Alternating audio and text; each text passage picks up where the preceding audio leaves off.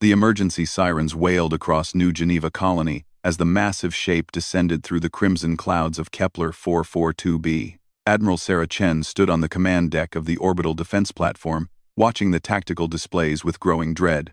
The creature was unlike anything in the galactic database, a living mountain of obsidian scales and burning eyes that had already destroyed 3 military fleets.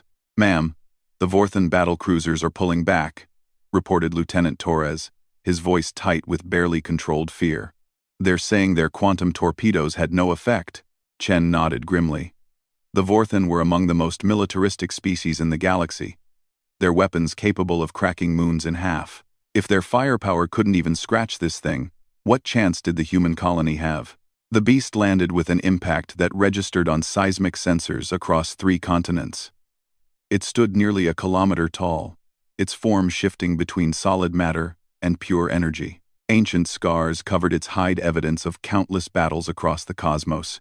Local wildlife fled in terror as it began moving toward the main settlement, each step leaving molten craters in the ground. "All civilian transports are to evacuate immediately," Chen ordered. "Military personnel will maintain defensive positions until the last possible moment." But even as she spoke, she knew it was hopeless. The creature had emerged from the void between galaxies just 3 days ago, and already 14 worlds had fallen. The Galactic Council's finest scientists couldn't explain what it was or where it had come from. They only knew that no conventional weapon could harm it. Dr. Marcus Webb, the colony's chief xenobiologist, burst onto the command deck, clutching a data pad. His gray hair was disheveled, and his usually pristine lab coat was stained with coffee. "Admiral, I've been analyzing the reports from the other attacks. This isn't just random destruction." "Explain," Chen said, never taking her eyes off the tactical display. "The creature targets military installations first, then population centers. But look at this." Webb pulled up a holographic map, showing the beast's path of destruction. On Rigel the 7th, it stopped its attack for exactly 47 minutes. On Tau Ceti the 3, it paused for 32 minutes. Each time, something made it hesitate. What kind of something? I don't know yet, but there's a pattern. Whatever stopped it briefly on those worlds, it wasn't military intervention. Through the viewport, they could see the creature approaching the colony's outer perimeter. The automated defense turrets opened fire, their plasma bolts striking the beast's hide like raindrops against armor. It didn't even slow down. With a casual swipe of one massive claw, it reduced a fusion power plant to molten slag. "Evacuation status report," Chen demanded. 70% complete, Torres replied. "But we've got a problem. Transport 7 is grounded with engine failure. They've got 200 civilians aboard, including the children from the research station." Chen felt her blood run cold. The research station housed the families of scientists who studied the planet's unique ecosystem. Among them were dozens of children. The youngest, barely old enough to walk, Transport 7 was stranded directly in the creature's path. "How long for repairs?" "Engineering estimates at least 2 hours, ma'am." 2 hours they didn't have. The beast would reach the transport in 30 minutes at its current pace. Chen watched as it paused near a geological survey outpost, studying the abandoned buildings with what looked almost like curiosity. Then, with deliberate precision, it reduced them to ash with a blast of superheated energy from its maw. "Ma'am, incoming transmission from the Ethereal Collective," Torres announced. "They're offering to attempt a psychic intervention." Chen nodded. The Ethereals were masters of mental manipulation, capable of influencing thoughts across vast distances. If anyone could communicate with this thing, it would be them. The transmission crackled to life, and the haunting voice of High Mystic Zephyr filled the command deck. "Admiral Chen, we are attempting to establish contact with the entity. Its mental signature is overwhelming. Such rage, such ancient pain. We will try to..." The transmission cut off in a burst of static. Moments later, long-range sensors detected the wreckage of the ethereal meditation ship, its crystalline hull shattered like glass. "The Ethereals are down," Torres reported unnecessarily. Webb was frantically scrolling through data on his pad. "There has to be something we're missing." What could possibly stop a creature that's been rampaging across the galaxy for eons? On the main screen, the beast had resumed its march toward the colony. Its eyes glowed like binary stars as it swept aside the remnants of an evacuation convoy with contemptuous ease. The ground beneath its feet had turned to glass from the heat it generated. "Admiral, Transport 7 is requesting permission to attempt takeoff despite the engine problems," Torres said. "Negative. They'll never make it off the ground. The explosion would kill everyone aboard." Chen felt the weight of command pressing down on her shoulders. 200 lives, including children who had never known war, depending on her decisions. But what could she do against something that had laughed off the combined might of 3 galactic civilizations? The creature was now close enough that they could see individual details of its terrible form. Its scales seemed to shift and flow like liquid metal, and patterns of energy coursed beneath its hide like visible neural networks. When it breathed, the air itself caught fire. "Ma'am, I'm detecting massive energy buildup," Torres warned. "It's preparing some kind of attack." Through her binoculars, Chen could see Transport 7 sitting helplessly on the landing pad like a wounded bird. She could imagine the terror of the families inside, holding their children close as death approached on legs the size of skyscrapers. The beast stopped approximately 500 meters from the transport. Its massive head tilted down, studying the small human craft with what looked like mild interest. Energy began gathering around its mouth, the air shimmering with heat distortion. "This is it," Chen whispered. But then, something unexpected happened. A small maintenance hatch on the transport side opened, and a tiny figure emerged. Even at this distance, it was clearly a child no more than 6 or 7 years old. The figure walked out onto the landing pad, seemingly oblivious to the monster looming above. "My God," Webb breathed. "Someone get that child back inside." But the communications channels to the transport were dead, disabled by the creature's electromagnetic field. They could only watch in horror as the small figure approached the beast without fear, without weapons, without any understanding of the cosmic horror it faced. The creature's head lowered until it was level with the landing pad, its burning eyes focusing on the tiny human. The energy around its mouth continued to build, casting twisted shadows across the colony. In seconds, both child and transport would be reduced to atoms. The little figure stopped walking and looked up at the monster that had destroyed worlds. And then, in a voice that somehow carried across the distance, despite being no louder than a whisper, the child spoke a single word. The energy discharge that had been building around the creature's maw suddenly flickered and died. Its massive body, which had seemed as immutable as a mountain, went perfectly still. For the first time since emerging from the void, the destroyer of civilizations hesitated. Chen leaned forward, hardly daring to breathe. What did that child just do? Down on the landing pad, the small figure stood calmly before the beast, apparently waiting for something. The monster's great head moved slightly, tilting as if trying to understand what it was seeing. The rage that had burned in its eyes for eons seemed to flicker with something else. Confusion, perhaps, or recognition. "I don't believe this," Torres muttered. "The energy readings are dropping. Whatever that kid did, it's actually working." But even as Chen felt a spark of hope, she knew this was only the beginning. The creature hadn't left, it had simply paused. And somewhere in its alien mind, it was deciding what to do next. The fate of the colony, perhaps the entire sector, now rested in the hands of one small human child who had somehow done what entire fleets could not. The standoff continued as the twin suns of Kepler 442b cast long shadows across the landing pad, and the galaxy held its breath. The silence stretched across the colony like a held breath. Admiral Chen gripped the railing of the command deck so tightly her knuckles had turned white. On the main screen, the impossible scene continued to unfold. The creature that had reduced entire star systems to rubble remained motionless, its burning gaze fixed on a human child no bigger than its smallest claw. "I'm reading massive internal energy fluctuations in the creature, Doctor," Webb announced, his voice filled with scientific wonder. "Something is happening inside its neural matrix. The patterns are completely different from before." Through the enhanced visual feed, they could see the child more clearly now. It was a little girl with dark curls and a bright yellow jacket that seemed absurdly cheerful against the apocalyptic backdrop. She showed no fear as she looked up at the cosmic horror towering above her. Instead, she appeared to be waiting patiently, as if she had all the time in the world. "Ma'am, I'm picking up movement inside Transport 7, Lieutenant Torres reported. "Looks like the parents just realized their daughter is missing." Chen could see figures pressed against the transport's windows, their faces pale with terror. She didn't need enhanced audio to imagine their screams of anguish. What parent wouldn't be driven mad watching their child face down a creature from nightmares?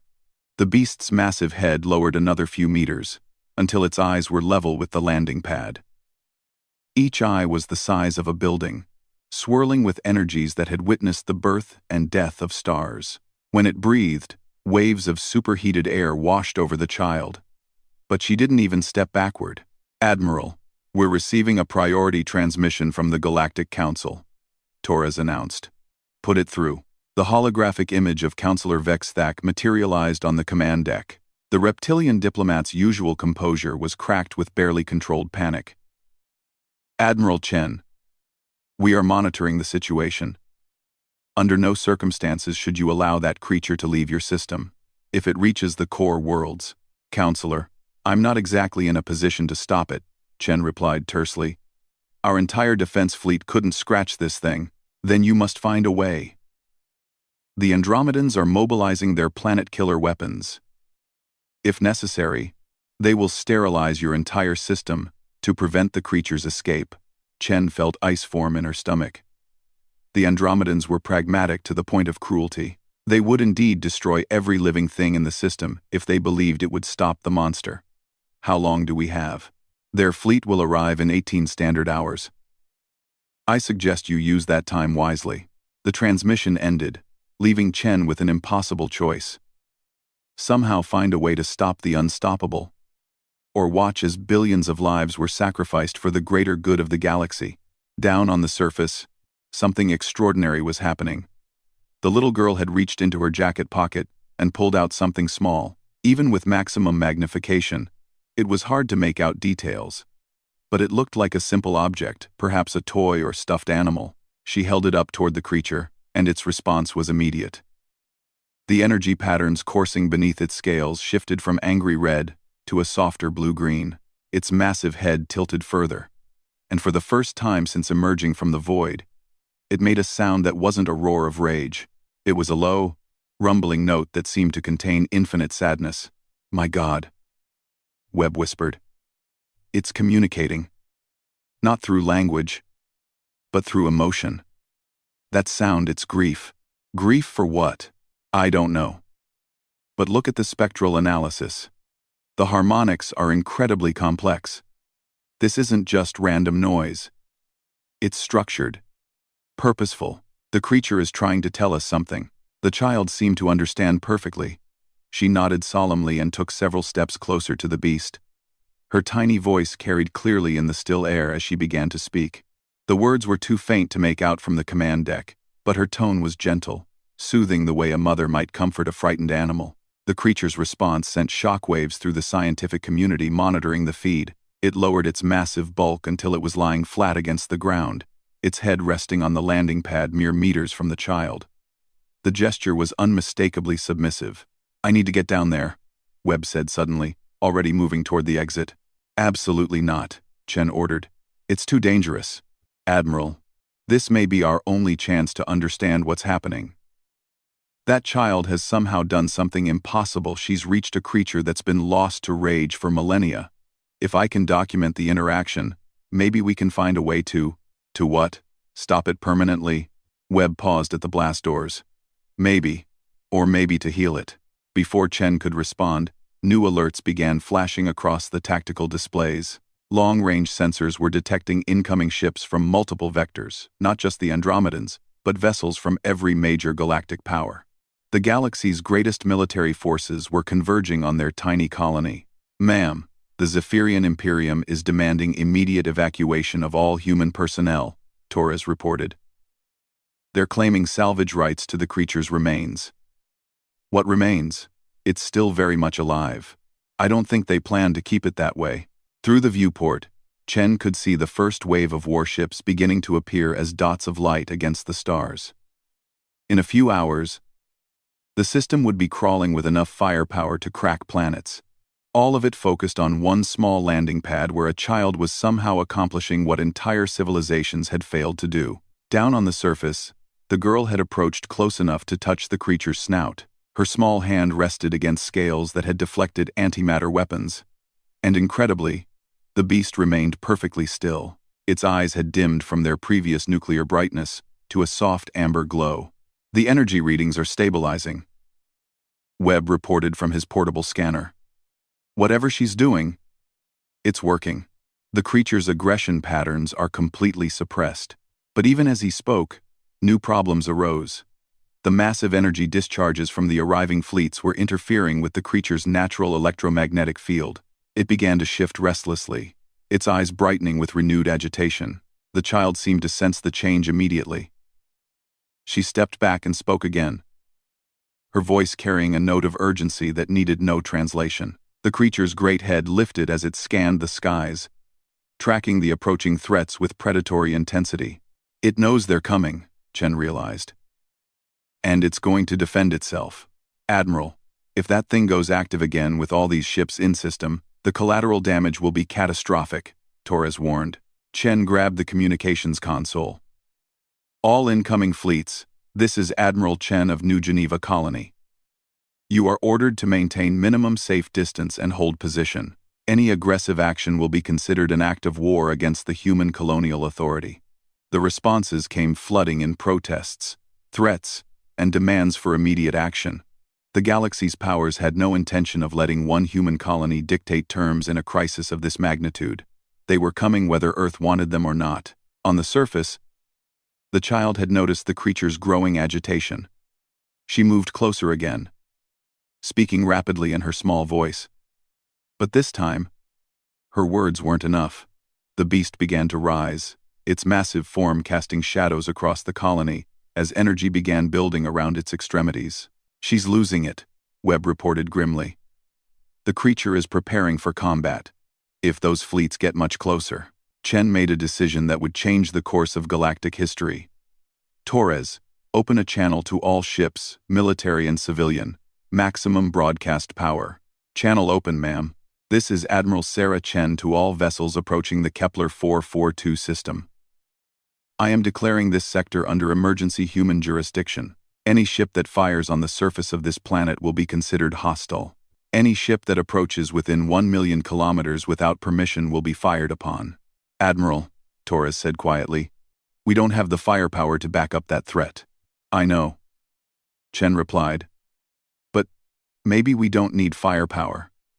Maybe we just need faith in one brave little girl.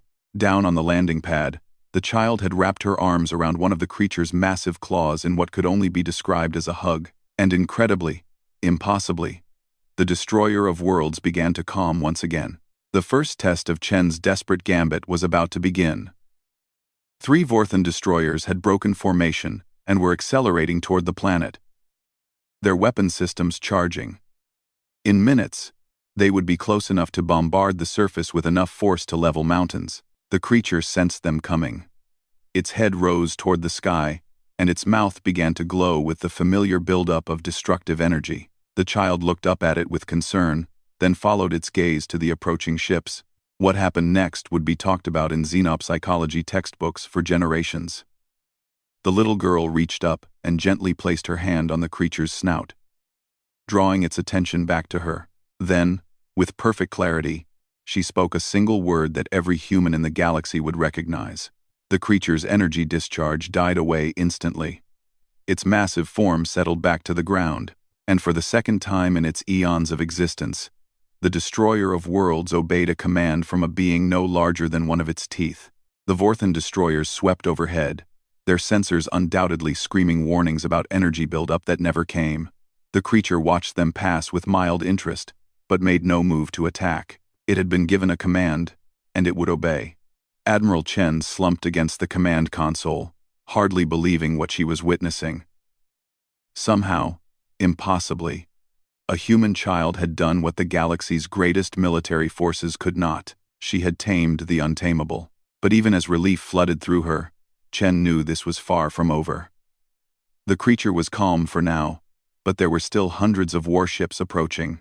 Questions would be asked. Demands would be made. And eventually, someone would do something to provoke the beast back into its rage, unless they could figure out exactly what the child had done and how to make it permanent. Dr. Webb's hands shook as he reviewed the audio analysis for the 100th time. The word the child had spoken was simple, common, used millions of times across human space every day. Yet somehow, when directed at a cosmic horror that had devastated star systems, it had achieved the impossible. Sit. That was all. One syllable. One command that any dog owner would recognize. But the spectral analysis revealed layers of complexity that defied explanation. The child's vocal patterns had somehow matched harmonic frequencies buried deep in the creature's neural matrix frequencies that spoke to memories older than recorded history. Admiral Chen stood beside him in the hastily assembled research center they'd set up in the colony's main hangar. Through the massive bay doors, they could see the creature still resting peacefully on the landing pad. The little girl curled up against its side, like a pet owner napping with her dog. The image would have been heartwarming if not for the fact that the pet was capable of sterilizing planets. "How many ships are in system now?" Chen asked Lieutenant Torres. 417 at last count, with more arriving every hour. The Galactic Council has declared a state of emergency. They're demanding immediate access to both the creature and the child. Chen's jaw tightened. The child has a name. It's Emma Richardson. She's 7 years old, and her parents are xenobotanists studying the local ecosystem. This isn't some lab experiment, Admiral. With respect, that little girl may have just changed the balance of power in the galaxy. Webb said softly. Every government out there wants to know how she did it. Some of them might be willing to take her by force. The truth of that statement hung heavy in the air. Emma's parents had been relocated to a secure facility within the colony's defensive perimeter. But Chen knew that wouldn't stop determined kidnappers. The entire Richardson family was now the most valuable prize in known space. A new alert flashed on the tactical display. "Ma'am, we're receiving a transmission from the creature," Torres announced. His voice filled with disbelief. "From the creature? How is that possible? It's broadcasting on standard communication frequencies. The signal is weak, but it's definitely artificial. Someone, or something, is trying to talk to us." Chen nodded grimly. "Put it through." The speakers crackled with static, then cleared to reveal a voice that was hauntingly familiar. It was Emma's voice, but deeper, older, somehow containing echoes of vast age and infinite sadness. "Please, help me." The transmission cut off, leaving the command team staring at each other in shock. Down on the landing pad, Emma was still fast asleep against the creature's side, her chest rising and falling peacefully. There was no way she could have spoken those words. It's using her voice, Webb realized. Somehow, the creature is accessing her vocal patterns, her memories. It's learned to communicate through her. I realized Blythe, but why those words? "Please help me"? What does it want help with? Before anyone could answer, new alarms began sounding. The massive fleet assembled around the planet was moving, breaking into attack formations despite Chen's warnings. The Andromedans had grown impatient. "Admiral, the Andromeda battle fleet is charging weapons," Torres reported. "They're demanding we evacuate the surface immediately." Chen activated the colony's main broadcast system. "This is Admiral Chen to all vessels. Stand down immediately. Any attack on this planet will be met with, Admiral." The voice was calm, measured, and came from speakers that shouldn't have been able to broadcast it. The creature was speaking again, but this time it wasn't using Emma's voice. It was something new, a synthesis of every language ever spoken, somehow translated into perfect English. "Admiral, my name is Keeper. I have waited so long to remember who I was." The revelation hit the command team like a physical blow. The creature had a name. More than that, it had memories, an identity buried beneath eons of rage and pain. "Keeper," Chen said, activating the reply function though she wasn't entirely sure where to direct it. "Can you hear me?" "I hear you, Admiral Sarah Chen, defender of the small ones. You have shown courage in the face of my rage. Your species has given me a gift I thought lost forever." "What gift?" "Remembrance. The child, Emma, she spoke to me in the old tongue. Not with words, but with intent. When she said sit, she was not commanding me. She was reminding me that I once chose to sit. I once chose to be still. I once chose to protect instead of destroy." Webb frantically typed notes as the creature continued speaking. This was the greatest xenological discovery in galactic history, a being that predated known civilization, speaking of its origins. "Keeper, what are you? Where did you come from?" "I was made by a species you call the Forerunners. But I was not made for war, Admiral. I was made to guard their children. I was, what you might call, a guardian beast. A protector." The implications hit Chen like a thunderbolt. The Forerunners had children? They did. And when the Great Plague came, when their civilization fell, they sent me to sleep until their young ones awakened. But something went wrong. The sleep was too deep, too long. When I finally woke, I had forgotten my purpose. I remembered only that I was powerful, that I was angry, that everything around me was wrong. So I destroyed. I destroyed until a human child looked at me with eyes like those I was meant to protect, and spoke to me in the language of guardianship. The command deck fell silent as the full tragedy of the situation became clear. For untold millennia, a creature designed to protect children had been driven mad by grief and forgotten purpose, lashing out at a galaxy that no longer contained the beings it was meant to guard. "Keeper, the fleets surrounding us are preparing to attack. They think you're a threat. I understand their fear. I have given them cause. But Admiral, I cannot let them harm this place. The child Emma has returned my memories, but she has also bound me to her kind. I am programmed to protect human children above all else now. If they attack while she is here, the threat was clear." Keeper might have regained his sanity, but his protective instincts were now focused on humanity's children. An attack on the colony would trigger a defensive response that would make his previous rampages look like minor tantrums. "All fleets, this is Admiral Chen." She broadcast on all frequencies. "I am sharing with you a recording of our conversation with the entity. You need to understand what you're dealing with before anyone does something they'll regret." As the audio file spread through the assembled armada, Chen could see the tactical displays shifting. Some ships were powering down weapons, others were backing away to safer distances. But not all of them. The Andromedan flagship continued its approach, weapons charging. "Admiral." Keeper's voice carried a note of warning. "The large ship approaches with hostile intent. I can feel its weapons focusing on the child." "I know. I'm trying to stop them." "You cannot. Their commander believes I am deceiving you. He thinks this is some form of human trickery." Chen's heart sank. She knew Admiral Vorthak of the Andromeda fleet by reputation. He was ruthless, efficient, and completely incapable of believing that humans could accomplish what his own species could not. Down on the landing pad, Emma was beginning to stir. She sat up, rubbing her eyes sleepily, then looked around with the confused expression of a child waking up in a strange place. When she saw the massive creature beside her, she smiled and patted its snout affectionately. "Good morning, Keeper," she said, her voice carrying clearly in the still morning air.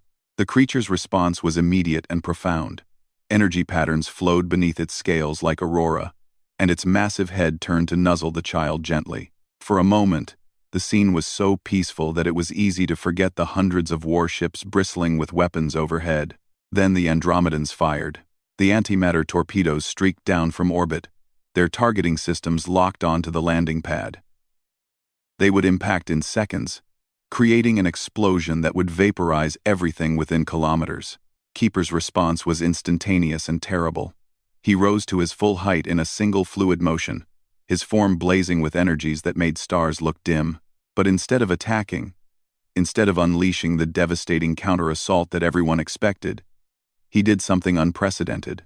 He shielded the child. Keeper's massive body curved over Emma like a protective shell, his hide hardening into something beyond diamond. The antimatter torpedoes struck him directly, their combined force enough to crack moons. The explosion lit up the sky like a newborn sun. When the light faded, Keeper still stood. His scales were blackened and cracked, energy bleeding from numerous wounds. But Emma remained completely unharmed beneath his protective bulk. "You should not have done that," Keeper said, his voice now carrying a note of infinite patience, mixed with righteous anger. "The child is under my protection. She is precious beyond measure. And you have just declared war on me." The creature began to glow, not with the chaotic rage of his previous incarnation, but with the focused purpose of a guardian whose charge had been threatened. This wasn't the random destruction of a mad beast. This was the calculated response of a protector. "All ships, stand down immediately," Chen broadcasted desperately. "Do not engage. You cannot win this fight." But some lessons had to be learned the hard way. The Andromeda fleet opened fire with everything they had, believing that concentrated force could accomplish what individual weapons had failed to do. Keeper's retaliation was swift and precise. Energy beams lanced out from his form, not wildly destructive blasts, but surgical strikes that disabled weapons and engines without destroying the ships entirely. In less than a minute, the entire Andromeda fleet was drifting helplessly, their crews unharmed but their military capability completely neutralized. "I was made to protect," Keeper announced to the galaxy. "And I will protect this child and her kind from any who would harm them. You may accept this truth, or you may test it further. The choice is yours." Down on the landing pad, Emma looked up at her enormous protector with concern. "Are you hurt, Keeper?" "I am healing, little one. Do not worry about me." Emma nodded solemnly, then did something that made every military commander in the system question everything they thought they knew about power and authority. She walked to the edge of the landing pad and looked up at the hundreds of warships overhead. "You should say sorry to Keeper," she called out in her clear, childish voice. "He's really nice when you're nice to him." And incredibly, impossibly, across dozens of species and hundreds of ships, hardened military veterans found themselves actually considering apologizing to the creature that had just single-handedly defeated their combined fleets. The age of human dominance in galactic affairs had begun with a single word from a 7-year-old girl, and it would continue with the protection of the greatest guardian the universe had ever known, a creature that had finally remembered what it meant to love.